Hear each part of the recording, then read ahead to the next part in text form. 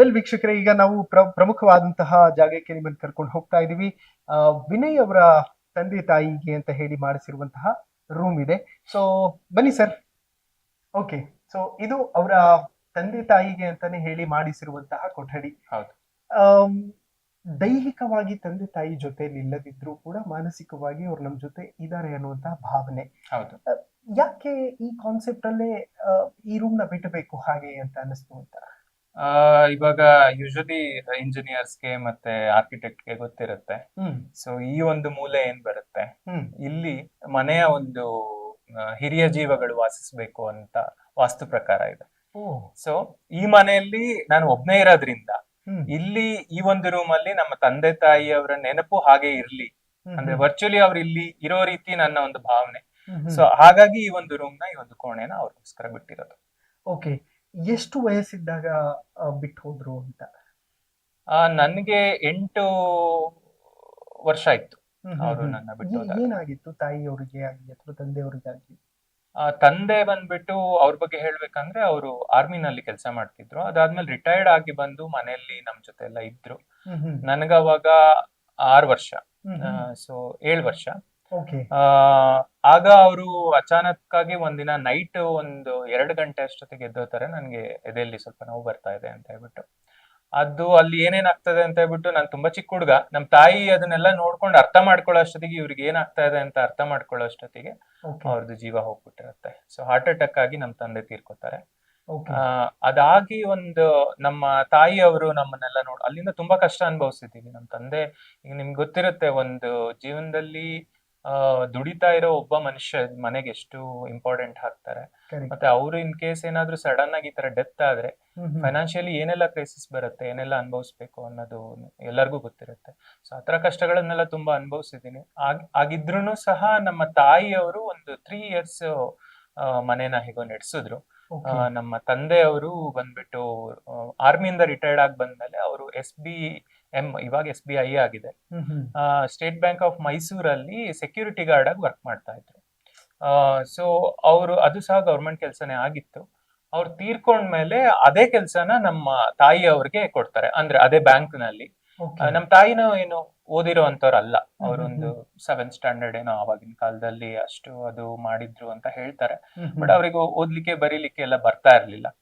So ಅವ್ರನ್ನ ಇದ್ರದ್ದು ನಮ್ಮ ತಂದೆ ಅವ್ರದ್ದು ಜಾಬ್ ಏನ್ ಇವರಿಗೆ ಕೊಡ್ಬೇಕು ಅಂತಿದ್ರು, ಕಾಂಪನ್ಸೇಟಿವ್ ಬ್ಯಾಕ್ ಗ್ರೌಂಡ್ ಅಲ್ಲಿ. ಆ ಗ್ರೌಂಡ್ಸ್ ಅಲ್ಲಿ ಕೊಟ್ಟಾಗ ಇವ್ರಿಗೆ ಎಜುಕೇಶನ್ ಇಲ್ಲ. ಸೊ ನಮ್ಮ ತಾಯಿ ಯಾವತ್ತು ಹೊರಗೆ ಹೋದವರೇ ಅಲ್ಲ, ಎಲ್ಲ ನಮ್ ತಂದೆನೆ ನೋಡ್ಕೋತಾ ಇದ್ರು. ಪ್ರತಿಯೊಂದು ಮನೆಗ್ ರೇಷನ್ ಇಂದ ಹಿಡಿದ್ಬಿಟ್ಟು ಮತ್ತೆ ಪ್ರತಿಯೊಂದು ಏನೇನಿದೆ ಮನೇಲಿ, ನಮ್ ಸ್ಕೂಲ್ ಫೀಸ್ ಇರ್ಬೋದು, ನಮ್ ಶಾಲೆಗೆ ಹೋಗೋದಿರ್ಬೋದು, ಪ್ರತಿಯೊಂದು ನಮ್ ತಂದೆನೆ ನೋಡ್ತಾ ಇದ್ರು. ನಮ್ ತಾಯಿ ಯಾವ್ದ್ರಲ್ಲೂ ಇನ್ವಾಲ್ವ್ಮೆಂಟ್ ಆಗಿಲ್ಲ. ಅವ್ರು ಪ್ಯೂರ್ಲಿ ಹೌಸ್ ವೈಫ್. ಮನೆಯಲ್ಲಿ ನಮ್ಗೋಸ್ಕರ ಅಡ್ಗೆ ಮಾಡ್ತಾ ಇದ್ರು, ಮನೇನ ನೋಡ್ಕೋತಾ ಇದ್ರು, ಅಷ್ಟೇ ಮಾಡ್ತಾ ಇದ್ರು. ಹೊರಗಡೆ ಪ್ರಪಂಚ ಹೇಗೆ, ಜನ ಹೇಗೆ ಅನ್ನೋದು ಸಹ ಅವ್ರಿಗೆ ಗೊತ್ತಿರ್ಲಿಲ್ಲ. ಸೊ ಹಂಗೆ ಬೆಳೆದಂತ ಒಂದು ಹೆಣ್ಣು ಸಡನ್ ಆಗಿ ಎಲ್ಲಾ ಕಳ್ಕೊಂಡಿದ್ದಾಳೆ ಅವಳಿಗೆ. ಮತ್ ಇನ್ನೊಂದೇನಪ್ಪ ಹೇಳ್ಬೇಕಂದ್ರೆ, ನಮ್ಮ ಅಪ್ಪ ಅಮ್ಮಂದು ಲವ್ ಮ್ಯಾರೇಜ್. ಸೊ ನಮ್ಮ ಅಮ್ಮನ ಕಡೆ ಬಂದ್ಬಿಟ್ಟು ಯಾರಿಗೂ ಸಪೋರ್ಟ್ ಇಲ್ಲ. ನಮ್ಮ ಅಮ್ಮನ ಕಡೆ ಯಾರು, ಮನೆಗೂ ಸಹ ಯಾರು ಬರ್ತಾ ಇರ್ಲಿಲ್ಲ ಅವಾಗ. ಸೊ ನಮ್ ತಂದೆ ಕಡೆ ಮಾತ್ರ ಇದ್ದಿತ್ತು. ಒಂದ್ ಕಡೆ ಈ ಕಡೆ ಅವಳ ನಮ್ಮ ತಾಯಿಯ ತಂದೆ ತಾಯಿ ಅವ್ರ ಕಡೆಯಿಂದನೂ ಸಪೋರ್ಟ್ ಇಲ್ಲ. ಒಬ್ಬರೇ ನಮ್ ತಂದೆ ಇದ್ದಂತವ್ರು, ಜೀವನ ನೋಡ್ಕೋತಾ ಇದ್ದವ್ರು, ಅವರು ತೀರ್ಕೊಂಡ್ರು. ಇಬ್ರು ನಾನು ತುಂಬಾ ಚಿಕ್ಕವನು, ಒಂದು 2ನೇ ಕ್ಲಾಸ್ 1ನೇ ಕ್ಲಾಸ್ ಓದ್ತಾ ಇದ್ದೆ ಅನ್ಸುತ್ತೆ ಆ ಟೈಮಲ್ಲಿ. ನಮ್ಮ ಅಕ್ಕ ಬಂದ್ಬಿಟ್ಟು ಅವಳೊಂದ್ 7th ನಮ್ ತಂದೆ ತೀರ್ಕೊಂಡಾಗ ಅವಳೊಂದ್ 7th ಸ್ಟ್ಯಾಂಡರ್ಡ್ ಓದ್ತಾ ಇದ್ಲು. ಸೊ ಇಬ್ರು ತುಂಬಾ ಚಿಕ್ಕ ಮಕ್ಕಳು. ದಿಕ್ ತೋಚ್ತಾ ಇರ್ಲಿಲ್ಲ ನಮ್ ತಾಯಿಗೆ, ಹೆಂಗ್ ಸಾಕೋದು, ಇನ್ ಮುಂದೆ ಹೆಂಗೆ ಜೀವನ ಏನು ಅಂತ ಹೇಳ್ಬಿಟ್ಟು. ಸೊ ಅದೃಷ್ಟವಶಾತ್ ನಮ್ ತಂದೆಯವರು ಈ ತರ ಗೌರ್ಮೆಂಟ್ ಕೆಲಸದಲ್ಲಿ ಇದ್ದಿದ್ರಿಂದ, ಅಂದ್ರೆ SBM ಅಲ್ಲಿ ಅವರು ಸೆಕ್ಯೂರಿಟಿ ಗಾರ್ಡ್ ಆಗಿ ವರ್ಕ್ ಮಾಡೋದ್ರಿಂದ, ಅವರ ಒಂದು ಇದು ಕಾಂಪನ್ಸೇಟಿವ್ ಗ್ರೌಂಡ್ಸ್ ಮೇಲೆ ನಮ್ ತಾಯಿ ಅವ್ರಿಗೆ ಕೆಲಸ ಕೊಡ್ತೀನಿ ಅಂತ ಹೇಳ್ಬಿಟ್ಟು ಬ್ಯಾಂಕ್ ಇಂದ ಕರೆ ಮಾಡ್ತಾರೆ. ಸೊ ಬ್ಯಾಂಕ್ ಅಲ್ಲಿ ಹೋದಾಗ ಈ ತರ ಎಜುಕೇಶನ್ ಇಲ್ಲ ಅಂತ ಹೇಳ್ಬಿಟ್ಟು ಪಿವನ್ ಕೆಲಸ ಕೊಡ್ತಾರೆ. ಸೊ ನಮ್ ತಾಯಿ ಅವರು ಪಿವನ್ ಆಗಿ ಒಂದು 2 ವರ್ಷ ಕೆಲಸ ಮಾಡ್ತಾರೆ. ನಮ್ ತಂದೆ ತೀರಿ 1 ವರ್ಷ ಅಷ್ಟೊತ್ತಿಗೆ ಅದು ಪ್ರೋಸೆಸ್ ಅದು ಇದು ಅಂತ ಹೇಳಿ ಕೆಲಸ ಸಿಗ್ಲಿಲ್ಲ. ಅದಾದ್ಮೇಲೆ 2 ವರ್ಷ ಕೆಲಸ ಮಾಡ್ತಾರೆ. ಅದಾಗಿ ನಮ್ಮ ಅಕ್ಕ ಬಂದ್ಬಿಟ್ಟು, ಅವ್ರ ಬಗ್ಗೆ ನಾನು ಹೇಳಲೇಬೇಕು. ನಾನು ಅವಳ ಜೊತೆ ಕಳೆದಿದ್ದು ತುಂಬಾ ಏನು ಕಡಿಮೆ ದಿನಗಳೇ, ಅಂದ್ರೆ ತುಂಬಾ ಕಡಿಮೆ, ಹೋಲ್ ಫ್ಯಾಮಿಲಿ ಜೊತೆ ತುಂಬಾ ಕಡಿಮೆ ದಿನನೇ ಕಳೆದಿದ್ದು. ಬಟ್ ನಮ್ಮ ಅಕ್ಕ ಬಂದ್ಬಿಟ್ಟು ತುಂಬಾ ಇನ್ನೋಸೆಂಟ್, ತುಂಬಾ ಮೃದು ಸ್ವಭಾವದವಳು. ಯಾರೇನೇ ಅಂದ್ರೂ ಹೋಗ್ಬಿಟ್ಟು ಅಳ್ತಾ ಇದ್ಲು. ಅವ್ರ ಮುಂದೆ ಹತ್ರ ಅವ್ರಿಗೆ ಬೇಜಾರಾಗುತ್ತೆ ಅಂತ ಹೇಳ್ಬಿಟ್ಟು ಹಿಂದೆ ಹೋಗಳವಳು, ಅಷ್ಟು ಮೃದು ಸ್ವಭಾವದವಳು. ಸೊ ಹಂಗಿದ್ದಾಗ ಸೆವೆಂತ್ ಸ್ಟ್ಯಾಂಡರ್ಡ್ ಅಲ್ಲಿ ನಮ್ಮ ತಂದೆ ತೀರ್ಕೊಂಡ್ ಮಾರನೇ ದಿನ ಅವಳದು ಸೆವೆಂತ್ ಸ್ಟ್ಯಾಂಡರ್ಡ್, ಅವಾಗ ಪಬ್ಲಿಕ್ ಎಕ್ಸಾಮ್ ಇತ್ತು. ಸ್ಟೇಟ್ ಸಿಲೆಬಸ್ ಅಲ್ಲಿ ಪಬ್ಲಿಕ್ ಎಕ್ಸಾಮ್ ಇತ್ತು. ಸೊ ಆ ಟೈಮ್ ಅಲ್ಲಿ ಅವಳು ತಂದೆ ಇವತ್ತಿನ ದಿನ ರಾತ್ರಿ ತೀರ್ಕೊಂಡಿದ್ದಾರೆ, ಮಾರನೇ ದಿನ ಬೆಳಗ್ಗೆ ನಮ್ಮ ಅಕ್ಕನ ಸೆವೆಂತ್ ಸ್ಟ್ಯಾಂಡರ್ಡ್ ಪಬ್ಲಿಕ್ ಎಕ್ಸಾಮ್ ಇರ್ತದೆ. ಮನೇಲಿ ಈ ತರ ಆಗಿದೆ. ಅವಳು ಏನ್ ಹೇಳ್ತಾಳೆ, ನಾನು ಇಲ್ಲಿ ಅಪ್ಪನ ಆಶೀರ್ವಾದ ತಗೊಂಡೋಗಿ ಎಕ್ಸಾಮ್ ಬರೀತೀನಿ, ನಾನು ಎಕ್ಸಾಮ್ ಬಿಡಲ್ಲ ಅಂತ ಹೇಳ್ಬಿಟ್ಟು. ಸೊ ನಮ್ ತಂದೆನ ಅಲ್ಲಿ ನಾವು ಸ್ಮಶಾನಕ್ಕೆ ತಗೊಂಡೋದ್ರೆ ಅವಳು ಎಕ್ಸಾಮ್ ಬರೀಲಿಕ್ಕೆ ಹಾಲ್ಗೆ ಹೋದ್ಲು, ಬರದ್ಲು. ಚನ್ನಗಿರಿ ಅನ್ನೋ ಒಂದು ಊರು, ದಾವಣಗೆರೆ ಡಿಸ್ಟಿಕ್. ಅದರಲ್ಲಿ ಡಿಸ್ಟಿಕ್ ಫಸ್ಟ್ ಬರ್ತಾಳೆ, ರಿಸಲ್ಟ್ ಬರುತ್ತೆ, ಡಿಸ್ಟಿಕ್ ಫಸ್ಟ್ ಬರ್ತಾಳೆ. ಅವಳು 7 ರಿಂದ 8 ದಿನ ನಮ್ಮ ತಾಯಿ ಮುಖ ನೋಡಲ್ಲ. ಯಾಕೆಂದ್ರೆ ನಮ್ದು ಸ್ವಂತ ಊರ್ ಬಂದ್ಬಿಟ್ಟು ತರೀಕೆರೆ. ಸೊ ನಮ್ ತಂದೆಯವ್ರನ್ನ ಅಲ್ಲೇ ಹಾಕ್ಬೇಕು ಅಂತ ಹೇಳ್ಬಿಟ್ಟು ನಾವೆಲ್ಲ ಅಲ್ಲಿಗೆ ತಗೊಂಡೋಗಿರ್ತೀವಿ. ಇವಳು ಚನ್ನಗಿರಿಯಲ್ಲಿ ಬೇರೆಯವ್ರ ಮನೆಯಲ್ಲಿ ಒಬ್ಳೆ ಇತ್ಕೊಂಡು ಎಕ್ಸಾಮ್ ಬರೆದು 8 ದಿನ 10 ದಿನ ಆದ್ಮೇಲೆ ನಮ್ಮ ತಾಯಿ ಹತ್ರ ಬರ್ತಾಳೆ. ರಿಸಲ್ಟ್ ಬರ್ತದೆ, ಅವಳು ಡಿಸ್ಟಿಕ್ ಫಸ್ಟ್ ಬಂದಿರ್ತಾಳೆ. ಅವರು ಸ್ಕೂಲ್ HM ರಿಸಲ್ಟ್ ನ ತಗೊಂಡ್ ಮನೆಗ್ ಬರ್ತಾರೆ. ಈ ತರ ಎಲ್ಲ ಹಿಂದೆ ಈ ರೀತಿ ನಡೆದ್ರು ಸಹ ನಿಮ್ಮ ಮಗಳು ಈ ತರ ಮಾರ್ಕ್ಸ್ ತೆಗ್ದಿದ್ದಾಳೆ ಅಂತ ಹೇಳ್ಬಿಟ್ಟು ನಮ್ಮ ಅಮ್ಮಗ್ ತುಂಬಾ ಹೆಮ್ಮೆ ಆಗತ್ತೆ. ಸೊ ಅದಾದ್ಮೇಲೆ 3 ವರ್ಷ ಆಗತ್ತೆ. ಅಂದ್ರೆ ಅವಳು 10th ಅಲ್ಲಿ ಇರ್ತಾಳೆ, 7th 8th 9th ಓದ್ತಾಳೆ. 10th ಅಲ್ಲಿ ಇರುವಾಗ ಪ್ರಿಪರೇಟರಿ ಎಕ್ಸಾಮ್ಸ್ ಅಲ್ಲಿ ಅವಳು ನಮ್ ತಂದೆಗೆ ತುಂಬಾ ಪ್ರೀತಿ ಅವಳು ಅಂದ್ರೆ. ನಮ್ಮ ಅಕ್ಕಗೂ ನಮ್ ತಂದೆ ಅಂದ್ರೆ ತುಂಬಾ ಅಟ್ಯಾಚ್ಮೆಂಟ್ ಇರ್ತದೆ. ಆ ಒಂದು ಡಿಪ್ರೆಷನ್, ಅವಳು ತುಂಬಾ ಬೇಜಾರು, ಈ ರೀತಿ ಒಂದು ಇದ್ರಲ್ಲಿ ಅವಳು 10th ಅಲ್ಲಿ ಪ್ರಿಪರೇಷನ್ ಪ್ರಾಪರ್ ಆಗಿ ಮಾಡಿರಲ್ಲ. ಸೊ ಪ್ರಿಪರೇಟರಿ ಎಕ್ಸಾಮ್ ಅಲ್ಲಿ ಪ್ರಾಪರ್ ಆಗಿ ಬರೀಲಿಲ್ಲ ಅವಳ ಎಕ್ಸಾಮ್ ನ. ಸೊ ಹಂಗಂತ ಹೇಳ್ಬಿಟ್ಟು ನಾರ್ಮಲ್ ಆಗಿ ತುಂಬಾ ಚೆನ್ನಾಗಿ ಓದೋ ಹುಡುಗಿ ಈ ತರ ಎಕ್ಸಾಮ್ ಅಲ್ಲಿ ಒಳ್ಳೆ ಸ್ಕೋರ್ ಮಾಡ್ತಾ ಇಲ್ಲ ಅಂತ ಹೇಳಿದ್ರೆ ಯಾವ್ದೇ ಟೀಚರ್ ಇದ್ರು ಯಾವ್ದೇ ಗುರುಗಳಿದ್ರು ಬೈತಾರೆ. ಸೊ ಅದು ನಾರ್ಮಲ್. ಬಟ್ ಇವಳಿಗೆ ಅದು ತುಂಬಾ, ಇವಳು ಸಾಫ್ಟ್ ಕ್ಯಾರೆಕ್ಟರ್ ಇದ್ರಿಂದ ಇವಳು ಅದನ್ನ ಮನ್ಸಿಗೆ ಹಚ್ಕೊಂಡ್ಬಿಟ್ಟು ಮನೆಗ್ ಬಂದು ನೇಣ್ ಹಾಕೊಂಡ್ಬಿಡ್ತಾಳೆ. ಅಂದ್ರೆ ಅವಳು ಯಾರಿಗೂ ಸಹ ಹೇಳಲ್ಲ, ಈ ತರ ಆಯ್ತು ಅಂತಾನೆ ಯಾರಿಗೂ ಹೇಳಲ್ಲ. ಒಂದ್ ಲೆಟರ್ ಬರ್ದಿಟ್ಟಿರ್ತಾಳೆ, ನನಗೆ ನಮ್ ತಂದೆ ಹತ್ರ ಹೋಗ್ಬೇಕು, ನಮ್ ತಂದೆನ್ ಬಿಟ್ಟು ನನಗೆ ಬದುಕಕ್ ಆಗ್ತಾ ಇಲ್ಲ, ನಾನ್ ನಮ್ ತಂದೆ ಹತ್ರ ಹೋಗ್ತಾ ಇದ್ದೀನಿ ಅಂತ ಹೇಳ್ಬಿಟ್ಟು ಲೆಟರ್ ಬರ್ದಿಟ್ಬಿಟ್ಟು, ಅದ್ರಲ್ಲಿ ಅವಳು ಈ ತರ ಆಯ್ತು ಅಂತಾನು ಏನು ಹೇಳಿರಲ್ಲ. ಅವಳು ಇಷ್ಟ ಮಾತ್ರ ಹೇಳ್ಬಿಟ್ಟು ಅವಳು ಹ್ಯಾಂಗ್ ಮಾಡ್ಕೊಂಡ್ಬಿಟ್ಟಿರ್ತಾಳೆ. ನಮ್ಮ ತಾಯಿ ಕೆಲ್ಸಕ್ಕೆ ಹೋಗಿರ್ತಾರೆ. ಅಂದ್ರೆ ಇವಳು ಸ್ಕೂಲಿಗೆ ಹೋಗಿದ್ದಾಳೆ ಅನ್ಕೊಂಡ್ ನಮ್ಮ ತಾಯಿ ಕೆಲ್ಸಕ್ಕೆ ಹೋಗಿರ್ತಾಳೆ. ಅವಾಗ SBI ಅಲ್ಲಿ ವರ್ಕ್ ಮಾಡ್ತಾ ಇದ್ರಲ್ಲ. ಸೊ ಕೆಲ್ಸಕ್ಕೆ ಹೋಗಿರ್ತಾರೆ. ಅವರು ಕೆಲ್ಸದಿಂದ ಬಂದ್ಮೇಲೆ ನೋಡ್ತಾರೆ, ಮನೇಲಿ ಡೋರ್ ಓಪನ್ ಮಾಡಿದ್ರೆ ಹಾಲಲ್ಲಿ ನಮ್ಮ ಅಕ್ಕ ಹ್ಯಾಂಗ್ ಮಾಡ್ಕೊಂಡಿರ್ತಾಳೆ. ನಮ್ಮ ಅಕ್ಕಂಗೆ ನಮ್ಮ ಅಮ್ಮಗೆ ಏನ್ ಮಾಡ್ಬೇಕು ಏನು ಅಂತ ಗೊತ್ತಾಗಲ್ಲ. ಅಲ್ಲೇ ತಲೆ ಸುತ್ತಿ ಬಿದ್ದು ಮೂರ್ಛೆ ಹೋಗ್ತಾರೆ. ಆಮೇಲೆ ಎಷ್ಟೊತ್ತಾದ್ಮೇಲೆ ಪಕ್ಕದ ಮನೆಯವರೆಲ್ಲ ನೋಡಿದಾಗ ಈ ತರ ನಮ್ಮ ತಾಯಿ ಈ ತರ ಬಿದ್ದಿದ್ದಾರೆ, ನಮ್ಮ ಅಕ್ಕ ಈ ತರ ಇದಾಗಿದ್ದಾರೆ. ನಾನು ಇನ್ನೂ ಸಹ ಮನೆಗ್ ಬಂದಿರಲ್ಲ ಅವಾಗ. ಇದಾದ ನಂತರ ನಮ್ಮ ಅಕ್ಕನ ಒಂದು ಬಾಡಿನೂ ಸಹ ನಾವು ನಮ್ಮ ಸ್ವಂತ ಊರಾದಂತ ತರೀಕೆರೆಗೆ ತಗೊಂಡ್ ಹೋಗ್ತೀವಿ. ನಾನು ಸಹ ಜೊತೆಲಿ ಹೋಗಿರ್ತೀನಿ. ನಮ್ಮ ಅಕ್ಕಂದು ಏನು ಕಾರ್ಯಗಳಿದೆ ಅದನ್ನೆಲ್ಲ ಮುಗಿಸ್ಕೊಂಡ್ ಬಂದು ರಾತ್ರಿ ಮಲ್ಗಿರ್ತೀವಿ. ಸೊ ಮಲ್ಕೊಂಡಿದ್ದಾಗ ನಮ್ಮ ತಾಯಿನ ತಪ್ಕೊಂಡ್ ಮಲ್ಗಿರ್ತೀನಿ ನಾನು. ಅವಾಗ ನನ್ಗೆ 6th ಸ್ಟ್ಯಾಂಡರ್ಡ್ ಓದ್ತಾ ಇರ್ತೀನಿ, ಅಂದ್ರೆ ಒಂದು 11 ವರ್ಷ. ಸೊ ಅವಾಗ ನಮ್ ತಾಯಿನ ತಪ್ಕೊಂಡು ಅವಳಿಗೆ ಊಟ ಮಾಡಿಸಿ ನಾನು ಮಲ್ಕೊಂಡಿರ್ತೀನಿ. ಸೊ ಅಂತ ಸಮಯದಲ್ಲಿ ರಾತ್ರಿ ಎಲ್ಲರಿಗೂ ಸುಸ್ತಾಗಿತ್ತು. ಯಾಕೆಂದ್ರೆ ಹಿಂದಿನ ದಿನ ಈ ತರ ಕಾರ್ಯಗಳೆಲ್ಲ ನಡೆದಿರೋದ್ರಿಂದ, ಈ ರೀತಿ ಎಲ್ಲ ಇನ್ಸಿಡೆಂಟ್ ಆಗಿರೋದ್ರಿಂದ ಎಲ್ಲರಿಗೂ ಸುಸ್ತಾಗಿತ್ತು, ಎಲ್ಲ ಮಲ್ಕೊಂಡಿದ್ರು. ಬೆಳಗ್ಗೆ ಎದ್ದು 5 ಗಂಟೆ ಅಷ್ಟೊತ್ತಿಗೆ ನಮ್ಮ ದೊಡ್ಡಮ್ಮ ಅವ್ರು ಎದ್ದು ನೋಡಿದಾಗ, ನಮ್ಮ ಅಮ್ಮಂಗ್ ನೀರ್ ಬೇಕಾ ಏನಾದ್ರು ಕೇಳಲಿಕ್ಕೆ ಅಂತ ಹೇಳಿ ಬಂದ್ ಮುಟ್ಟಿದಾಗ ನಮ್ಮ ಅಮ್ಮನೂ ಸಹ ಹಾರ್ಟ್ ಅಟ್ಯಾಕ್ ಆಗಿ ತೀರ್ಕೊಂಡಿರ್ತಾರೆ. ಅಂದ್ರೆ ನಾನು ತಪ್ಕೊಂಡ್ ಮಲ್ಗಿರ್ತೀನಿ, ನನಗೆ ಗೊತ್ತಿರಲ್ಲ ನಮ್ಮಮ್ಮ ಸತ್ತೋಗಿದ್ದಾಳೆ ಅಂತ ಹೇಳ್ಬಿಟ್ಟು. ಬೆಳಗ್ಗೆ 5 ಗಂಟೆಗೆ ಎದ್ದು ನೋಡಿದ್ರೆ ನಮ್ಮ ತಾಯಿ ಈ ತರ ಹಾರ್ಟ್ ಅಟ್ಯಾಕ್ ಆಗಿ ತೀರ್ಕೊಂಡಿರ್ತಾರೆ. ಸೊ ಅವಾಗಿನ್ನು ತುಂಬಾ ಚಿಕ್ಕ ಹುಡುಗ ನಾನು, ಏನ್ ಮಾಡ್ಬೇಕು ಅಂತ ಗೊತ್ತಿಲ್ಲ. ಫಸ್ಟ್ ನಾನು ಮಾಡಿದ್ದು, ನಾವು ಮುಂದ್ ಮೂಗತ್ರ ಕೈ ಇಟ್ಟು ನೋಡ್ತೀನಿ, ಅಟ್ಲೀಸ್ಟ್ ಉಸಿರಾಡ್ತಾ ಇದ್ರೆ ಹಾಸ್ಪಿಟ್ಲಿಗೆ ಕರ್ಕೊಂಡು ಹೋಗ್ಬೋದಲ್ಲ ಅಂತ ಹೇಳ್ಬಿಟ್ಟು. ಅಲ್ಲಿ ಬ್ಲಡ್ ಬರ್ತಾ ಇರ್ತದೆ. ಇಷ್ಟೆಲ್ಲ ಆದ್ಮೇಲೆ ನನ್ನನ್ನ ಹಾಸ್ಟೆಲ್ ಎಲ್ಲ ಹಾಕ್ತಾರೆ. ಅಲ್ಲೇ ಚಿಕ್ಕಮಂಗ್ಳೂರು ಡಿಸ್ಟಿಕ್ ಅಲ್ಲಿರುವ ಅರವಿಂದ್ ಆಶ್ರಮ ಅಂತ ಹೇಳ್ಬಿಟ್ಟು ಒಂದು ಸ್ಕೂಲ್ ಇತ್ತು ಅವಾಗ, ಇವಾಗ ಕ್ಲೋಸ್ ಆಗಿದೆ ಅದು. ಅಲ್ಲಿ ನಾನು 6th 7th 8th 9th ಹೋಗ್ತೀನಿ. ಅವರು ಈ ರೀತಿ ಎಲ್ಲ ನನ್ನ ಲೈಫಲ್ಲಿ ನಡೆದಾಗ ಅದನ್ನ ಯಾರೇ ಆಗ್ಲಿ ಅಕ್ಸೆಪ್ಟ್ ಮಾಡ್ಕೊಳ್ಳೋದು ತುಂಬಾ ಕಷ್ಟ ಆಗುತ್ತೆ.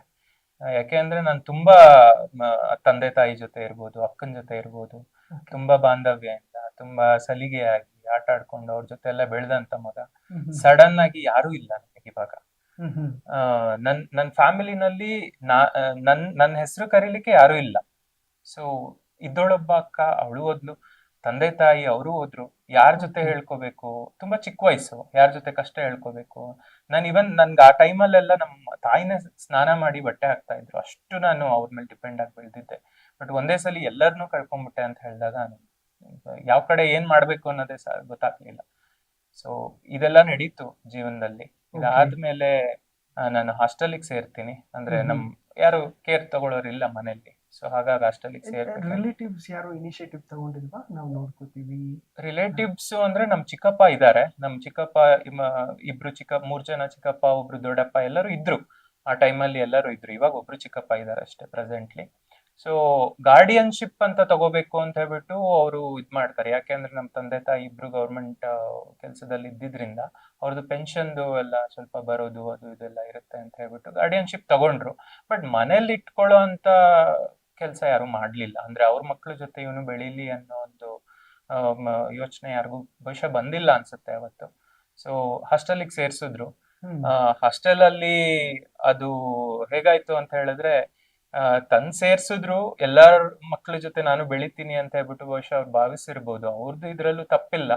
ಅಂದ್ರೆ ಅವ್ರ ಮೇಲೆ ನಾನು ಯಾವ್ದೇ ರೀತಿ ತಪ್ಪನ್ನು ಹೇಳಲಿಕ್ಕೆ ಇಷ್ಟಪಡಲ್ಲ. ಬಟ್ ನನಗದ್ ತುಂಬಾ ಲೋನ್ಲಿ ಆಗಿತ್ತು. ಯಾಕೆ ಅಂದ್ರೆ ನಾನು ಯಾವಾಗ್ಲೂ ಹಾಸ್ಟೆಲ್ ಅಲ್ಲಿ ನಮ್ಮ ಅಪ್ಪ ಅಮ್ಮನ್ ಬಿಟ್ಟಿದ್ದೋನೇ ಅಲ್ಲ, ತುಂಬಾ ಚಿಕ್ಕ ವಯಸ್ಸು ಇದ್ದೋನಲ್ಲ, ಎಲ್ಲರ ಜೊತೆ ನನಗ್ ಬೆರೀಲಿಕ್ಕೆ ಆಗ್ಲೇ ಇಲ್ಲ. ಸೊ ಬಹುಶಃ ಒಂದು 3 ವರ್ಷದವರೆಗೂ ನಾನು ಯಾರ ಹತ್ರನೂ ಮಾತಾಡ್ತಾ ಇರ್ಲಿಲ್ಲ. ಡಿಪ್ರೆಷನ್ ಅಲ್ಲೇ ಇದ್ದೆ. ಅದು ಡಿಪ್ರೆಷನ್ ಅಂತ ಇವಾಗ ಗೊತ್ತಾಗ್ತಾ ಇದೆ ನನಗೆ. ಆಕ್ಚುಲಿ ಅವಾಗ ಏನ್ ಮಾಡ್ತಾ ಇದೆ ಅಂದ್ರೆ, ಸ್ಕೂಲಲ್ಲಿ ಹೋಗ್ಬಿಟ್ಟು ಒಂದ್ ಕಟ್ಟೆ ಮೇಲೆ ಕುತ್ಕೊಂಡ್ಬಿಡ್ತಿದ್ದೆ ಅಷ್ಟೇನೆ. ಯಾವ ಸ್ಪೋರ್ಟ್ಸ್ಗೂ ಹೋಗ್ತಾ ಇರ್ಲಿಲ್ಲ, ಯಾವ ಮಕ್ಳ ಜೊತೆ ಮಾತಾಡ್ತಾ ಇರ್ಲಿಲ್ಲ. ಎಷ್ಟು ನನ್ ಮನ್ಸು ಮೇಲೆ ಅದು ಪ್ರಭಾವ ಬೀರಿತ್ತು ಅಂತ ಹೇಳಿದ್ರೆ, ನನ್ಗೇನಾದ್ರೂ ಸಿಟ್ಟು ಬಂದಾಗ, ಕೋಪ ಬಂದಾಗ, ಈಗ ನೀವೇನೋ ನನಗ್ ಮಾಡಿರ್ತೀರಾ, ಅವಾಗ ನನಗೆ ಕೋಪ ಬರುತ್ತೆ. ಅದನ್ನ ನೀವ್ ನನ್ನ ಕೂಲ್ ಡೌನ್ ಮಾಡ್ಬೇಕು ಅಂದ್ರೆ, ನೀವು ನಿಮ್ಮ ಅಪ್ಪ ಅಮ್ಮ ಬದುಕಿದ್ದಾರೆ ಅಂದ್ರೆ ನಾನು ಸುಮ್ನೆ ಆಗ್ಬಿಡ್ತಿದ್ದೆ. ಅಷ್ಟು ಡಿಪ್ರೆಷನ್ಗೆ ಹೋಗಿದ್ದೆ ನಾನು. ಅಂದ್ರೆ ನನ್ನ ಆಲೋಚನೆ ಎಲ್ಲ ಬರೀ ನಮ್ಮ ಅಪ್ಪ ಅಮ್ಮ ನಮ್ಮ ಅಕ್ಕ ಇದೇ ಸರೌಂಡಿಂಗ್ ಅಲ್ಲಿ ಇತ್ತು. ನಾನು 6th 7th ಅಲ್ಲಿ ಓದಿತ್ತು. 8th ಸ್ಟ್ಯಾಂಡರ್ಡ್ ಮುಗಿಯೋ ಟೈಮ್ ಅಲ್ಲಿ ನನ್ಗೆ ಒಂದ್ ಸ್ವಲ್ಪ ಏನೋ ಬಹುಶಃ ಈ ಒಂದು ವಿಚಾರದಿಂದ ಹೊರಗೆ ಬಂದಿದ್ದೆ ಅನ್ಸುತ್ತೆ. ಆ ಟೈಮ್ ಅಲ್ಲಿ ಇವಾಗ ನಾನು ಹೇಳಲೇಬೇಕು ಅವ್ರ ಹೆಸರು, ಚಂದ್ರು ಆನಿ ಶೆಟ್ಟರ್ ಅಂತ ಹೇಳ್ಬಿಟ್ಟು ನನ್ನ ಒಂದು ಗುರುಗಳಿದ್ದಾರೆ. ಅಂದ್ರೆ ನನ್ನ ಟೀಚರ್, ನನ್ನ ಹೈಸ್ಕೂಲ್ ಟೀಚರು. ಅವ್ರು ಇವಾಗ್ಲೂ ಸಹ ಸರ್ಕಾರಿ ಟೀಚರ್ ಆಗಿ ವರ್ಕ್ ಮಾಡ್ತಾ ಇದ್ದಾರೆ ಚಿಕ್ಕಮಂಗ್ಳೂರು ಡಿಸ್ಟಿಕ್ ಅಲ್ಲಿ. ಅವರು ನನ್ನಲ್ಲಿರೋ ಈ ತರ ಒಂದು ಬದಲಾವಣೆಯನ್ನ ನೋಡ್ಬಿಟ್ಟು, ಅಂದ್ರೆ ಯಾಕೆ ಇವ್ನು ಈ ತರ ಎಲ್ಲ ಇದಾನೆ ಅಂತ ಹೇಳ್ಬಿಟ್ಟು ಅವರು ಮಾತಾಡ್ಲಿಕ್ಕೆ ಸ್ಟಾರ್ಟ್ ಮಾಡ್ತಾರೆ. ಏನಾಯ್ತು, ಏನು, ಯಾಕೆ ಹಿಂಗಿರ್ತೀಯ ನೀನು, ಏನ್ ನಿನ್ ಬ್ಯಾಕ್ ಗ್ರೌಂಡ್ ಏನು, ನಿನ್ ಹಿಂದೆ ಏನಾಯ್ತು ಎಲ್ಲ ಕೇಳ್ತಾರೆ. ಅವರಿಗೆ ಬಹುಶಃ ಅವರಿಗೆ ನನ್ನ ಫ್ಯಾಮಿಲಿನಲ್ಲಿ ಏನೇನ್ ನಡೆದಿರೋದೆಲ್ಲ ನೋಡಿ ಅವ್ರಿಗೂ ಸಹ ಬೇಜಾರಾಗಿರುತ್ತೆ. ಸೊ ಅವಾಗಿಂದ ಅವ್ರು ಸ್ವಲ್ಪ ಎಕ್ಸ್ಟ್ರಾ ಕೇರ್ ತಗೊಂಡ್ಲಿಕ್ಕೆ ಸ್ಟಾರ್ಟ್ ಮಾಡ್ತಾರೆ. ಅಲ್ಲಿಂದ ನಾನು ಎಜುಕೇಶನ್ ಅಲ್ಲಿ ಸ್ವಲ್ಪ ಮುಂದೆ ಬರ್ಲಿಕ್ಕೆ ಸ್ಟಾರ್ಟ್ ಮಾಡ್ತೀನಿ. ಅಂದ್ರೆ ಎಜುಕೇಶನ್ ನಲ್ಲಿ ಒಳ್ಳೆ ರೀತಿಲಿ ಓದೋದು ಮತ್ತೆ ಮಕ್ಳ ಜೊತೆ ಸೇರೋದು ಮಾಡ್ತೀನಿ. 10th ಅಲ್ಲಿ ನಾನು ಫಸ್ಟ್ ಕ್ಲಾಸ್ ಅಲ್ಲಿ ಪಾಸ್ ಆಗ್ತೀನಿ ಅಲ್ಲಿ. ಗುಡ್. ನಮಗೆಲ್ಲ ನನಗೆ ಸ್ಟಿಲ್ ನೆನಪಿದೆ, ನಾನು ಮೇಬಿ ಒಂದು 4-5 ವರ್ಷದ ಮಗು ಅನ್ಸುತ್ತೆ ನನಗೆ. ನಮ್ಮ ತಂದೆ ಗಾಢ ನಿದ್ರೆಯಲ್ಲಿದ್ದಾಗ ಮಕ್ಕಳನ್ನ ಎಪ್ಸಲ್ಲ. ಸೊ ಹೆಗಲ ಮೇಲೆ ಮಲಗಿಸ್ಕೊಂಡು ಹೋಗ್ತಾ ಇರೋ ಟೈಮಲ್ಲಿ ಅವರು ನಡೆಯೋ ಕಾಲು ಸದ್ದಿರುತ್ತಲ್ಲ, ಅದು ಸ್ಟಿಲ್ ಕಿವಿಯಲ್ಲಿ ಕೇಳಿಸೋ ಥರನೇ ಇರುತ್ತೆ. ಇನ್ಫ್ಯಾಕ್ಟ್ ನಾನು ನನ್ನ ಪಪ್ಪನ ಕಳ್ಕೊಂಡ ನಂತರ ಅದು ಫೀಲ್ ಆಗ್ತಾ ಇರುತ್ತೆ. ಅಥವಾ ಯಾರೋ ತಾಯಂದ್ರು ಮಕ್ಕಳಿಗೆ ಬಾಕ್ಸ್ ತಂದು ಕೊಟ್ಟರು, ಮಧ್ಯಾಹ್ನದ ಟಿಫನ್ ತಂದು ಕೊಟ್ಟರು ಅಂದಾಗ ಸಹಜವಾಗಿ ನೆನಪಾಗ್ತಾರೆ. ಆ ಥರದ್ದು ಮೂಮೆಂಟ್ಸ್ಗಳನ್ನು ಹೇಗೆ ಎದುರಿಸಿದ್ರಿ ಅಂತ? ಸರ್, ಈಗ ಅದು ನಾನಿದ್ದಿದ್ದು ಬೋರ್ಡಿಂಗ್ ಸ್ಕೂಲು. ಅಲ್ಲಿ ಬಂದ್ಬಿಟ್ಟು ಏನಾಗ್ತಿತ್ತು ಅಂತ ಹೇಳಿದ್ರೆ, ಪ್ರತಿ ಹಬ್ಬದಲ್ಲಿ ಅಥವಾ ಈ ಒಂದು ಮಧ್ಯದಲ್ಲಿ ದಸರಾ ರಜೆ ಮತ್ತೆ ದೀಪಾವಳಿ ರಜೆ, ಈ ತರ ದಿನಗಳಲ್ಲಿ ಎಲ್ಲರೂ ಬಂದು ಪೇರೆಂಟ್ಸು ಅವ್ರವ್ರ ಮಕ್ಕಳನ್ನ ಕರ್ಕೊಂಡು ಹೋಗೋರು ಅವ್ರ ಮನೆಗೆ. ಬಟ್ ನನಗೆ ಅಂತ ಯಾರು ಬರ್ತಾ ಇರ್ಲಿಲ್ಲ ಅಲ್ಲಿ. ನಾನು ಆ ಒಂದು ನಮ್ಮ ಹಾಸ್ಟೆಲ್ ಅಲ್ಲಿ ಇದ್ದಿದ್ದ ಭಟ್ರು, ಅಂದ್ರೆ ಅಡ್ಗೆ ಮಾಡೋ ಕುಕ್ಗಳು, ಇವ್ರಗಳ ಜೊತೆ ಇರ್ತಿದ್ದೆ ನಾನು ಆ ಟೈಮಲ್ಲಿ. ಅವತ್ತೆಲ್ಲ ಎಷ್ಟು ಹತ್ತಿದೀನಿ ಅಂದ್ರೆ ಅದ್ ನನಗೆ ಗೊತ್ತು ಸರ್. ತುಂಬಾ ತುಂಬಾ ತುಂಬಾ ಅಂತ ಒಂದು ಕಷ್ಟ ಯಾವ ಮಗುಗೂ ಬರಬಾರ್ದು. ಯಾಕೆ ಅಂದ್ರೆ ಪ್ರತಿ ಒಂದು ಮಕ್ಕಳು ಅವ್ರ ಪೇರೆಂಟ್ಸ್ ಬಂದ್ಬಿಟ್ಟು ಅವ್ರನ್ನ ಕರ್ಕೊಂಡು ಹೋಗ್ತಾರೆ. ಮತ್ತೆ ಕರ್ಕೊಂಬಂದ್ ಬಿಡುವಾಗ ಅವರಿಗೆ ಮನೇಲಿ ಮಾಡಿರುವಂತ ತಿಂಡಿಗಳು, ಅವ್ರಿಗೆ ಬೇಕಾಗಿರುವಂತ ಸ್ವೆಟರು, ಅವ್ರಿಗೆ ಬೇಕಾಗಿರುವಂತ ಬಟ್ಟೆಗಳು ಎಲ್ಲ ತಂದ್ಬಿಟ್ಟು ಬಿಟ್ಟು ಹೋಗ್ತಾರೆ. ಬಟ್ ನನಗೆ ಅಂತ ಯಾರು ಬರ್ತಲೇ ಇದ್ದಾಗ ಅದೊಂದು ಕೊರಗಿದೆಯಲ್ಲ, ಅದು ಇವತ್ತಿಗೂ ನನಗೆ ಕಾಡ್ತಾ ಇದೆ. ನನ್ನ ಹತ್ರ ಇಷ್ಟೆಲ್ಲ ಇದ್ರೂನು ಆ ಒಂದು ಏಜ್ ಅಲ್ಲಿ ಅದನ್ನ ಕಳ್ಕೊಂಡಲ್ಲ ಅನ್ನೋ ಒಂದು ಕೊರಗು ಇವತ್ತಿಗೂ ಇದೆ. ತುಂಬಾ ಅನುಭವಿಸಿದೀನಿ ಆ ಟೈಮಲ್ಲಿ. ಆತರ ನನ್ನ ತಂದೆ ತಾಯಿ ಯಾರು ಇರ್ಲಿಲ್ಲ ಅಂತ ಮಿಸ್ ಮಾಡ್ಕೊಂಡಿರೋ ದಿನಗಳನ್ನ ತುಂಬಾ ಅನುಭವಿಸಿದೀನಿ. ಓಕೆ. ಓಕೆ ವೀಕ್ಷಕರೇ, ಮತ್ತಷ್ಟು ವಿಚಾರಗಳನ್ನ ಮಾತಾಡ್ತಾ ಹೋಗೋಣ. ಆಮ್, ಎಲ್ಲೋ ಒಂದು ಕಡೆ ಬದುಕಲ್ಲಿ ನಾವು ಏನಾದ್ರೂ ಕಳ್ಕೊಂಡಾಗ ನಮಗೆ ಅದ್ರ ಬೆಲೆ ತುಂಬಾ ಚೆನ್ನಾಗಿ ಗೊತ್ತಿರುತ್ತೆ. ಹೌದು. ಇನ್ಫ್ಯಾಕ್ಟ್ ನೀವು, ನಾನು ಇನ್ಸ್ಟಾಗ್ರಾಮ್ ಅಲ್ಲಿ ಫಾಲೋ ಮಾಡ್ತಿದ್ದೆ, ನೋಡ್ತಿದ್ದೆ, ಜನಧ್ವನಿ ಅನ್ನುವಂತಹ ಸಂಸ್ಥೆಗಾಗಿರ್ಬೋದು ಅಥವಾ ಆಶ್ರಮಗಳಿಗೆ ಅಲ್ಲಿರುವಂತಹ ಮಕ್ಕಳಲ್ಲಿ ನಿಮ್ಮನ್ನ ನೀವು ನೋಡ್ತಿರಲ್ಲ. ಹೌದು. ಸೊ ಇವತ್ತು ಕೂಡ ಆ ಸಿಚುವೇಶನ್ ನ ಫೇಸ್ ಮಾಡ್ತಿರುವಂತವ್ರು ಇದಾರ ಆಶ್ರಮಗಳಲ್ಲಿ? ತುಂಬಾ ಜನ ಇದ್ದಾರೆ ಸರ್, ಹಾ. ತುಂಬಾ ಜನ ಇದ್ದಾರೆ. ನಾವು ಪ್ರತಿಯೊಬ್ಬರ ಹತ್ರನು ಹೋಗಿ ಹ್ಮ್. ಅವ್ರ ಸ್ಟೋರಿ ಏನಾಯ್ತು ಅಂತ ಕೇಳ್ದಲೆ ಇದ್ರೂನು ಓಕೆ. ಅವ್ರ ಮುಖದಲ್ಲಿ ಆ ಒಂದು ನೋವು ಕಾಣುತ್ತೆ. ಓಕೆ. ಒಂದು ತಾಯಿ ಆಗಿರ್ಬೋದು, ಅವ್ರ ಹ್ಮ್. ಮಕ್ಕಳೆಲ್ಲ ಹೊರಗೆ ಹಾಕಿರ್ತಾರೆ, ಪುಣ್ಯಾತ್ಮ ಯಾರೋ ತಗೊಂಬಂದು ಇಲ್ಲಿ ಆಶ್ರಮದಲ್ಲಿ ಸಾಕ್ತಾ ಇರ್ತಾರೆ. ಓಕೆ. ಒಂದು ತಂದೆನಾಗಿರ್ಬೋದು, ಅವ್ರಿಗೆ ಹುಷಾರಿಲ್ಲ ಅನ್ನೋ ಕಾರಣಕ್ಕೆ ಬಿಟ್ಟು ಹೋಗಿರ್ತಾರೆ. ಮಕ್ಳುಗಳು ಅವ್ರ ತಂದೆ ತಾಯಿ ಹೆಸರೇ ಗೊತ್ತಿರಲ್ಲ, ಅವ್ರು ಎಲ್ಲಿದ್ದಾರೆ ಅನ್ನೋದೇ ಗೊತ್ತಿರಲ್ಲ, ಅವ್ರನ್ನ ಕರ್ಕೊಂಡ್ಬಂದು ಇವ್ರು ಸಾಕ್ತಾ ಇರ್ತಾರೆ. ಓಕೆ. ಸೊ ಇಂಥ ವಿಚಾರಗಳು ತುಂಬಾ ನಡೆದಿದೆ. ನಾನು ಅಲ್ಲಿ ಆಶ್ರಮಕ್ಕೆ ಹೋದಾಗ ನಾನು ಎಲ್ಲೂ ಯಾವ ಆಶ್ರಮ ವಿಸಿಟ್ ಮಾಡಿದಾಗ್ಲೂ ಸಹ ಅವ್ರ ಮುಂದೆ ಡೈರೆಕ್ಟ್ ಆಗಿ ಮಾತಾಡಿ ಹೇಳಿಲ್ಲ ಈ ವಿಚಾರನ. ಅಂದ್ರೆ ಈ ಮಗು ನೋಡಿದ್ರೆ ಬೇಜಾರಾಗುತ್ತೆ, ಇವ್ರನ್ನ ನೋಡಿದ್ರೆ ಹಾಗಾಗುತ್ತೆ ಅಂತ ಹೇಳ್ಬಿಟ್ಟು ಎಲ್ಲೂ ಹೇಳಿಲ್ಲ. ಬಟ್ ಪ್ರತಿಯೊಬ್ರು ಮುಖದಲ್ಲೂ ಸಹ ಅದು ಎದ್ದು ಕಾಣುತ್ತೆ. ಓಕೆ. ಅಂದ್ರೆ ಒಂದು ತಾಯಿ ನಾನೇನೋ ನಡ್ಕೊಂಡು ಹೋಗ್ತಾ ಇದ್ರೆ ನನ್ ಮಗ ಇದ್ದಿದ್ರೆ ಹಿಂಗೆ ಇರ್ತಿದ್ನಾ, ನನ್ ಮಗನು ಇಷ್ಟೇ ಚೆನ್ನಾಗಿ ನನ್ನ ನೋಡ್ಕೊಂಡಿದ್ದಿದ್ರೆ ನಾನು ಇದೇ ತರ ಚೆನ್ನಾಗಿ ಬದುಕ್ತಾ ಇದ್ನ, ಕರೆಕ್ಟ್. ಆ ಒಂದು ಭಾವನೆ ಆಕೆ ಮುಖದಲ್ಲಿ ಕಾಣುತ್ತೆ.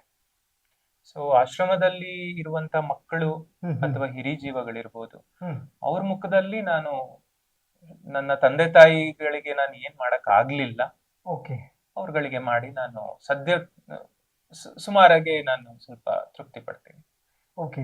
ಬಟ್ ಇಲ್ಲಿ ಬಂದಾಗಂತೂ ಆ ಮೆಮೊರೀಸ್ ಅಂತೂ ಕಾಡೆ ಹೌದು. ಈ ರೂಮ್ ಆಕ್ಚುಲಿ ಅವ್ರಿಗೆ ಅಂತ ಹೇಳಿ ಮಾಡಿರೋದು. ನಾನು ಇಲ್ಲಿ ನೀವೇನೇ ನೋಡ್ತಾ ಇದ್ರು ಇವಾಗ ಈ ಒಂದು ಮಂಚ ತಗೊಂಡ್ರೆ ಈ ಮನೇಲಿ ಸುಮಾರು ಎಲ್ಲಾ ರೂಮಲ್ಲೂ ಮಾಡರ್ನ್ ಆಗಿ ಎಲ್ಲಾ ಕಡೆ ಮಾಡ್ಸಿದೀನಿ. ಬಟ್ ಈ ರೂಮನ್ನ ಅವ್ರಿಗೆ ಅಂತ ಬಿಟ್ಟಿರೋದ್ರಿಂದ ಈ ಮಂಚ ನಮ್ ತಂದೆ ತಾಯಿ ಮಲ್ಕೊಂಡಿರೋ ಮಂಚ. ಸೊ ಅವಾಗಿದ್ದು ಮಂಚನ ನಾನ್ ತಗೊಂಬಂದು ನಮ್ ರಿಲೇಟಿವ್ ಮನೇಲಿ ಇತ್ತು ಇದು. ಓಕೆ. ಸೊ ಅದನ್ನ ತಗೊಂಬಂದು ಪಾಲಿಶ್ ಮಾಡಿಸಿ ನಾನು ಅವ್ರಿಗೆ ಅಂತ ಬಿಟ್ಟು ಇಟ್ಟಿದ್ದೀನಿ. ಈ ರೂಮ್ ಅಲ್ಲಿ ಯಾರು ಮಲ್ಗಲ್ಲ. ಸೊ ಈ ರೂಮ್ ಅವ್ರಿಗೆ ಅಂತ ಹೇಳಿ ಹಾಗೆ ಇಟ್ಟಿರೋ ಅಂತದ್ದು ಅಷ್ಟೇ. ಮತ್ತೆ ಇಲ್ಲಿ ನೀವು ನೋಡ್ಬೋದು, ಅವ್ರು ಪೂಜೆ ಮಾಡ್ತಾರೆ. ಹೌದು, ಇದು ನಮ್ ತಾಯಿ ಅವರು ಪೂಜೆ ಮಾಡ್ತಿದ್ದ ಅಂತ ಒಂದು ಐಟಮ್ಗಳು. ಮತ್ತೆ ಇದು ನಮ್ಮ ತಾಯಿಯವರ ವಾಚ್. ಓ, ನನ್ನ ಅಮ್ಮಂದು ಇದೇ ತರದಿದೆ ವಾಚ್. ನಮ್ಮ ತಾಯಿಯವರು ಬ್ಯಾಂಕ್ ವರ್ಕ್ ಮಾಡುವಾಗ ಇದನ್ನ ಹಾಕೊಂಡು ಹೋಗ್ತಾ ಇದ್ರು. ಬಟ್ ನನ್ನ ತಾಯಿ ಹತ್ರ ಇರೋದು ಇದು ಒಳಗಡೆ ಇದೆಯಲ್ಲ, ಇದು ಯೆಲ್ಲೋ ಕಲರ್ ಇದೆ. ಓಕೆ, ಅವ್ರ ಹತ್ರ ಇದ್ದ ವಾಚ್ ಇದು ಅವ್ರದ್ದು ವಾಚ್, ಆ ಕಾಲದ ಟ್ರೆಂಡಿಂಗ್ ವಾಚ್. ಮತ್ತೆ ಇದು ಬಂದ್ಬಿಟ್ಟು ನಮ್ ತಾಯಿಯವರು ಬ್ಯಾಂಕಿಗೆ ಅವಳು ಕೆಲ್ಸಕ್ಕೆ ಹೋಗುವಾಗ ತಗೊಂಡ್ ಹೋಗ್ತಿದ್ದಂತ ಬ್ಯಾಗ್. ಓಕೆ. ಸೊ ಆ ಬ್ಯಾಗ್ ನ ಹಾಗೆ ಪ್ರಿಸರ್ವ್ ಮಾಡಿ ಇಟ್ಟಿದ್ದೀನಿ. ಸೊ ಅವರು ನೆನಪಲ್ಲಿ ಇದೇ ಬ್ಯಾಗ್. ಅವಳು ಹೋಗಿದ್ದು 2 ವರ್ಷ ಅಷ್ಟೇನೆ. ನಮ್ ತಾಯಿ ಕೆಲ್ಸಕ್ಕೆ ಹೋಗಿದ್ದು 2 ವರ್ಷ. ಸೊ 2 ವರ್ಷ ಇದೇ ಬ್ಯಾಗ್ ಯೂಸ್ ಮಾಡಿದ್ದಾರೆ. ನಾನು ರೀಸೆಂಟ್ಲಿ ಒಂದು ವೃದ್ಧಾಶ್ರಮಕ್ಕೆ ಹೋಗಿದ್ದೆ ಸರ್. ಅಲ್ಲಿ ಮಾತಾಡ್ತಾ ಒಬ್ರು ತಾಯಿ ಹೇಳ್ತಾ ಇದ್ರು ನಮಗೆ ಕೋಟ್ಯಾಂತರ ರೂಪಾಯಿ ಆಸ್ತಿ ಇದೆ, ಎಲ್ಲ ಇದೆ, ಆದ್ರೆ ಮಕ್ಕಳು ನನ್ನ ನೋಡ್ಕೊಳ್ಳೋರಿಲ್ಲ ಅಂತ. ನಿಮ್ ಹತ್ರ ಎಲ್ಲವೂ ಇದೆ, ಆದ್ರೆ ತಂದೆ ತಾಯಿಯ ಪ್ರೀತಿ ಇಲ್ಲ. ಯಾಕೆ ಭಗವಂತ ಹಿಂಗ್ ಮಾಡ್ತಾನೆ ಅಂತ ಅನ್ಸುತ್ತೆ ನಿಮಗೆ? ಪ್ರಾಬ್ಲಿ ನಾನ್ ಅಂದ್ರೆ ದೇವರಲ್ಲಿ ತುಂಬಾ ನಂಬಿಕೆ ಇದೆ ನನಗೆ. ನಮ್ ಜೀವನದಲ್ಲಿ ಇರ್ಬೋದು, ಪ್ರತಿಯೊಬ್ರು ಯಾರೇ ಒಬ್ರು ಜೀವನದಲ್ಲಿ ಇರ್ಬೋದು, ಏನೋ ಒಂದ್ ವಿಚಾರ ಆಗಿದೆ ಅಂದ್ರೆ ಅದರಿಂದ ಏನೋ ಒಂದ್ ಇರುತ್ತೆ ಅಂತ ಹೇಳ್ಬಿಟ್ಟು. ಈಗ ಬೆಸ್ಟ್ ಎಕ್ಸಾಂಪಲ್ ನಾನ್ ನನ್ನೇ ತಗೋಬಹುದು. ಈಗ ಚಿಕ್ಕ ವಯಸ್ಸಲ್ಲಿ ಆ ರೀತಿ ಎಲ್ಲ ಕಷ್ಟ ಕೊಟ್ಟಂತ ಭಗವಂತ ಇವತ್ತಿನ ದಿನ ಕಷ್ಟದಲ್ಲಿ ಹೆಂಗ್ ಬೆಳಿಬೇಕು ಅಂತ ಕಲಿಸ್ತಾ. ನಾವು ಕಷ್ಟಪಟ್ಟು ಪ್ರಾಬಬ್ಲಿ ನಮ್ ತಂದೆ ತಾಯಿಯವರು ಅದೇ ರೀತಿ ನನ್ನನ್ನು ಸಾಕಿ ನಾನು ಬೆಳೆದಿದ್ದಿದ್ರೆ ಈ ಒಂದು ಸಿಚುವೇಶನ್ ಅಲ್ಲಿ ನಾನು ಈ ರೀತಿ ಬುದ್ಧಿ ಕಲ್ತು ಕೆಲಸ ಮಾಡಿ ಈ ರೀತಿ ದುಡ್ದು ಇದಕ್ಕೂ ಈ ತರ ಎಲ್ಲ ಬದುಕ್ತಿದ್ನೋ ಇಲ್ಲೋ ನನಗೆ ಗೊತ್ತಿಲ್ಲ. ಕರೆಕ್ಟ್. ಸೊ ಅಲ್ಲಿ ಕಷ್ಟಪಟ್ಟಿದ್ದಕ್ಕೆ ನನಗೆ ಇವತ್ತು ಯಾವ ರೀತಿ ಬೆಳಿಬೇಕು, ಯಾವ ದಾರಿಲಿ ಹೋದ್ರೆ ಹೇಗೆ, ಒಬ್ಬನೇ ನಿಂತ್ರು ಏನ್ ಮಾಡ್ಬೇಕು, ಒಬ್ಬನೇ ಇದ್ರೂ ಜೀವನ ಹೇಗ್ ನಡೆಸ್ಬೇಕು ಅನ್ನೋದನ್ನ ಭಗವಂತ ಕಲ್ಸ್ಕೊಟ್ಟ. ಗುಡ್. ನಾನು ಆಕ್ಚುಲಿ ಅದೇ ವೀಕ್ಷಕರೇ, ನಾ ಕನ್ವೆ ಮಾಡೋದೇನು ಅಂತಂದ್ರೆ, ನೋಡಿ, ಲೈಫಲ್ಲಿ ಇಷ್ಟೆಲ್ಲ ಇದೆ, ಆಸ್ತಿ ಅಂತಸ್ತು ಎಲ್ಲವೂ ಇದೆ, ಆದ್ರೆ ಅಮ್ಮ ಅಂತ ಕರೀಲಿಕ್ಕೆ ಆ 2 ಅಕ್ಷರದ ಮುದ್ದಿನ ಹೆಸರು ಕರೀಲಿಕ್ಕೆ ಆ ಜೀವ ಇಲ್ಲ. ಅಪ್ಪ ಅಂತ ಕರೆಯೋಣ ಅಂತಂದ್ರೆ ಜೊತೆಯಲ್ಲಪ್ಪ ಇಲ್ಲ, ಅಕ್ಕ ಇಲ್ಲ, ಎಲ್ಲ ಸಣ್ಣ ಸಣ್ಣ ಏಜಲ್ಲೇ ಎಲ್ಲರನ್ನು ಕಳ್ಕೊಂಡಿದ್ದಾರೆ. ಇದು ಯಾರ ಹತ್ರ ಏನಿರೋದಿಲ್ವಲ್ಲ ಅವ್ರಿಗೆ ಮಾತ್ರ ಅದ್ರ ವ್ಯಾಲ್ಯೂ ಗೊತ್ತಿರುತ್ತೆ. ಎಷ್ಟೋ ಜನ ಅನಾಥಾಶ್ರಮಗಳಿಗೆ ಕಳಿಸ್ಬಿಡ್ತೀವಿ, ನಾ ರೀಸೆಂಟ್ಲಿ ಒಂದು ಆಶ್ರಮದ ಬೇರೆ ಚಾನಲ್ಗೆ ಇಂಟರ್ವ್ಯೂ ಮಾಡಿಕೊಟ್ಟಿದ್ದೆ. ನನಗೆ ಆ ತಾಯಿ ತಪ್ಕೊಂಡು ಹತ್ತಿದ್ದು ಈ ಕ್ಷಣಕ್ಕೂ ನನ್ನ ಕಣ್ಣು ಮುಂದೆ ಹಾಗೆ ಇದೆ. ಇಂಥ ಮಕ್ಕಳನ್ನ ಆ ತಂದೆ ತಾಯಿ ಅಂದ್ರೆ ಯಾಕೆ ಕೊಡಲ್ಲ ಭಗವಂತ? ಅದು ಆತನ ಲೀಲೆ. ಇದು actually ತಾಯಿ photo ನಮ್ದು- ಅನ್ಸುತ್ತಲ್ಲ? ಹೌದು, ಇದು Okay. ನಮ್ಮ ತಾಯಿ ಅವರು. ಓಕೆ, ಚಿಕ್ಕ ಇದು ಅಂದ್ರೆ ತುಂಬಾ ಹಳೆ ಫೋಟೋ ಇದು. ಹೌದು, ಇದು ನಮ್ಮ ತಂದೆ ಅವರು. ಹ್ಮ್. ಇದು ಅವರು ಮದ್ವೆ ಆಗಿರುವಂತ ಫೋಟೋ. ಓಕೆ. ಅವ್ರಿಬ್ರದ್ ಲವ್ ಮ್ಯಾರೇಜ್. ಹ್ಮ್. ನಮ್ ತಂದೆ ಕಡೆಯವರು ಅವ್ರ ಮನೆ ಕರ್ಕೊಂಬಂದು ಮಾಡ್ತಾರೆ. ನಮ್ ತಾಯಿ ಕಡೆಯಿಂದ ಓ, ಯಾರು ಬಂದಿರಲ್ಲ. ಹ್ಮ್. ಸೊ ನಮ್ ತಂದೆ ಕಡೆಯವರು ಕರ್ಕೊಂಬಂದ್ ಮಾಡ್ತಾರೆ. ಇದು ನಮ್ಮ ಫ್ಯಾಮಿಲಿ ಫೋಟೋ. ಓಕೆ, ನೋಡಿ ಇದು ಅಕ್ಕ. ಇದು ಅಕ್ಕ ನೇಮ್ ಏನಿತ್ತು ಅವ್ರದ್ದು? ದಿವ್ಯ ಜ್ಯೋತಿ. ಓಕೆ, ತಾಯಿಯವ್ರ ಹೆಸರು? ಜಯಮ್ಮ. ಓಕೆ, ತಂದೆ ಮತ್ತೆ ನೀವು. ಹೌದು. ಎಷ್ಟು ಮುದ್ದಾದ ಸಂಸಾರ. ನನಗೆ ಆಕ್ಚುಲಿ ನಾ ಆಕ್ಚುಲಿ ಅಡಾಪ್ಟೆಡ್ ಕಿಡ್ ನಾನು ಕೂಡ. ಓಕೆ. ನನಗೆ ನನ್ನ ದೊಡ್ಡಪ್ಪ ದೊಡ್ಡಮ್ಮ ಅವ್ರು ಸಾಕಿದ್ದ ಕಾರಣ ಈ ತರದ್ದೊಂದು ಫ್ಯಾಮಿಲಿ ಫೋಟೋ ಇದೆ. ನಾವು 3 ಜನ ಇದ್ದದ್ದು. ಕೆಲವೊಂದು ಟೈಮ್ ಅದನ್ನ ನೋಡಿದಾಗ ಅನ್ಸುತ್ತೆ ಯಾರ್ದು ದೃಷ್ಟಿ ಬಿದ್ದೋಯ್ತಾ ನಮ್ಮ ಮೇಲೆ ಅಂತ. ಹೌದು, ಭವಿಷ್ಯ ಇರ್ಬೋದು, ಅವ್ರು ಹೇಳಲಿಕ್ಕೆ ಬರಲ್ಲ. ಹಾ. ಸೊ ಜೀವನದಲ್ಲಿ ನಮ್ದು ಯಾವ ತರ ಟರ್ನ್ ಆಗುತ್ತೆ, ಇವತ್ತಿದ್ದಿದ್ ನಾಳೆ ಯಾವ ತರ ಅಂತ ಯಾರೂ ಭಾವಿಸಕ್ ಆಗೋದಿಲ್ಲ. ಪ್ರಾಬ್ಲಿ ಅದು ಒಂದ್ ಕಾರಣ ಇರ್ಬೋದು. ಓಕೆ ಸರ್, ಒಂದು ಕಡೆ ತಾಯಿ, ಮತ್ತೊಂದು ಕಡೆ ತಂದೆ, ಮತ್ತೊಂದು ಕಡೆ ಅಕ್ಕ, ಈ ಪಿಲ್ಲರ್ಸ್ಗಳಿಲ್ಲದೆಯೂ ನಾ ಬದುಕಲ್ಲಿ ಏನೋ ಒಂದು ಮಾಡ್ತೀನಿ, ನಾ ಬದುಕಲ್ಲಿ ಏನೋ ಒಂದು ಮಾಡ್ಬೇಕು ಅಂತ ಯಾಕಿತ್ತು ಆ ತುಡಿತ ಅಂತ? ಅದು ಆಕ್ಚುಲಿ ಏನಪ್ಪಾ ಅಂತ ಹೇಳಿದ್ರೆ, ನಾನು ನಿಮಗೆ ಹೇಳಿದ್ನಲ್ಲ, 8th ವರೆಗೂ ನನಗೆ ತುಂಬಾ ಬೇಜಾರಲ್ಲಿದ್ದೆ, ಡಿಪ್ರೆಷನ್ ಇದ್ದೆ. ಸೊ ಯಾರ ಹತ್ರನೂ ಮಾತಾಡ್ತಾ ಇರಲಿಲ್ಲ. ಆ Okay. ಟೈಮಲ್ಲಿ ನಾನು ಸೂಸೈಡ್ ಅಟೆಂಪ್ಟ್ ಮಾಡ್ತೀನಿ ಸ್ಕೂಲಲ್ಲೇನೆ. ಓಕೆ. ಅಂದ್ರೆ ಟ್ಯಾಬ್ಲೆಟ್ ತಗೊಂಡ್ಬಿಟ್ಟು, ನಾನು ಯಾರಿಗೂ ಹೇಳೋದೇ ಇಲ್ಲ. ಟ್ಯಾಬ್ಲೆಟ್ ತಗೊಂಡು ಒಂದು ಪ್ರೇಯರ್ಗೆ ಹೋಗಿರ್ತೀನಿ, ಅಲ್ಲಿ ಮೂರ್ಛೆ ತಪ್ಪಿ ಬಿದ್ದೋಗ್ತೀನಿ. ಸೊ ಅವಾಗ ನಮ್ಮ ಟೀಚರ್ ಅಲ್ಲಿದ್ದವರು ಏನಾಯ್ತು ಏನು ಅಂತ ಕೇಳಿ ನೀರೆಲ್ಲ ಕುಡಿಸಿ ಕೇಳಿದಾಗ, ಈ ತರ ನಾನು ಟ್ಯಾಬ್ಲೆಟ್ ತಗೊಂಡಿದ್ದೀನಿ, ನಾನು ಬದುಕಕ್ಕೆ ಇಷ್ಟ ಇಲ್ಲ ಅಂತ ಹೇಳ್ಬಿಟ್ಟು ಹೇಳ್ತೀನಿ. ಸೊ ಅವಾಗ ಅವ್ರು ಇಮಿಡಿಯೇಟ್ ಆಗಿ ಹಾಸ್ಪಿಟಲ್ಗೆ ಸೇರಿಸಿ ನನಗೆ ಟ್ರೀಟ್ಮೆಂಟ್ ಕೊಡಿಸಿ ಸರಿ ಮಾಡ್ತಾರೆ. ಸೊ ಅದಾದ್ಮೇಲೆ ನಾನು ಹೇಳ್ದಂತ ಟೀಚರು ಚಂದ್ರು ಅನ್ನೋ ಒಬ್ರು ಏನು ನಮ್ಮ ಟೀಚರ್ ಇದ್ರು, ಅವ್ರ ನನ್ನ ಜೊತೆ ಕುತ್ಕೊಂಡು ಮಾತಾಡಿ ನನಗೆ ಕೆಲವೊಂದು ವಿಚಾರಗಳನ್ನ ಹೇಳ್ತಾರೆ. ಅಂದ್ರೆ ಅನಾಥ ಅಂತ ನೀನ್ ಏನು ಅನ್ಕೋಬೇಡ, ನಾವೆಲ್ಲ ಇದೀವಿ ನಿನಗೆ, ಹಾಗೆ ಹೀಗೆ. ಆ ಚಿಕ್ಕ ವಯಸ್ಸಲ್ಲಿ ಅದು ತುಂಬಾ ಪರಿಣಾಮ ಬೀಳುತ್ತೆ. ಸೊ ಅವಾಗ ಅನ್ಸುತ್ತೆ, ಓಕೆ, ನನ್ ಸುತ್ತಮುತ್ತ ಯಾರೋ ಇದ್ದಾರೆ, 1-4 ಜನ ಅಟ್ಲೀಸ್ಟ್ ಯಾರೋ ಇದ್ದಾರೆ. ಸೊ ಬದುಕ್ಬೇಕು, ನಾನು ಏನೋ ಒಂದು ಮಾಡ್ಬೇಕು ಅಂತ ಹೇಳ್ಬಿಟ್ಟು ಚೆನ್ನಾಗಿ ಓದ್ತೀನಿ, ಒಂದು ಒಳ್ಳೆ ಮಾರ್ಕ್ಸ್ ತಗೋತೀನಿ. ನಮ್ದು ತುಂಬಾ ಚಿಕ್ಕ ಶಾಲೆ, ಅಲ್ಲಿ ಒಂದು ಕ್ಲಾಸಲ್ಲಿ ಒಂದು 10 ಜನ ಇದ್ರು ಅನ್ಸುತ್ತೆ ಅಷ್ಟೇನೆ. ಅದರಲ್ಲಿ ನಾನೇ ಫಸ್ಟ್ ಬರ್ತೀನಿ 10th ಅಲ್ಲಿ. ಅಂದ್ರೆ ಅಲ್ಲಿ ಎಜುಕೇಶನ್ ಸ್ವಲ್ಪ ಕಡಿಮೆನೆ ಇತ್ತು, ಅಷ್ಟಾಗಿ ದೊಡ್ಡ ಶಾಲೆ ಏನಲ್ಲ. ನಾನು ಗೌರ್ಮೆಂಟ್ ಸ್ಕೂಲಲ್ಲೇ ಓದಿದ್ದು. ಅದಾದ್ಮೇಲೆ ಇಲ್ಲಿ ಸೇರಿ ಇಲ್ಲಿ ಇದ್ದಿದ್ರಲ್ಲೇ ಫಸ್ಟ್ ಬರ್ತೀನಿ. ಅಂದ್ರೆ ಏನೂ ಇಲ್ದಲೆ 0 ಇದ್ದವನು ಅಟ್ಲೀಸ್ಟ್ ಒಂದು ಸ್ಕೂಲ್ ಅಲ್ಲಿ ಫಸ್ಟ್ ಬರೋ ತರ ಆದೆ ಅನ್ನೋ ಒಂದು ಕಾನ್ಫಿಡೆನ್ಸ್ ಅಲ್ಲಿಂದ ಬೆಳೆಯುತ್ತೆ ನನಗೆ. ಅಮೇಸಿಂಗ್. ಇದು ನಿಮ್ ತಂದೆಯವ್ರದ್ದು ಮಿಲಿಟರಿ ಫೋಟೋ ತೋರಿಸ್ತಾ ಇದ್ರಿ ನೀವು? ಹೌದು, ಇದು ನಮ್ಮ ತಂದೆಯವರು ಆರ್ಮಿಯಲ್ಲಿದ್ದದ್ದು. ಹೌದು. ಓಕೆ. ಇನ್ನೊಂದು ಫೋಟೋ ಇದೆ. ಬಹುಶಃ ಅವರು ಈ ಕ್ಷಣ ಇರ್ದಿರ್ತಿದ್ರೆ ತುಂಬಾ ಹೆಮ್ಮೆ ಪಡ್ತಿದ್ರೆ. ಇನ್ನೊಂದು ವಿಚಾರ ನಾನು ನಿಮಗೆ ಹೇಳ್ಬೇಕು.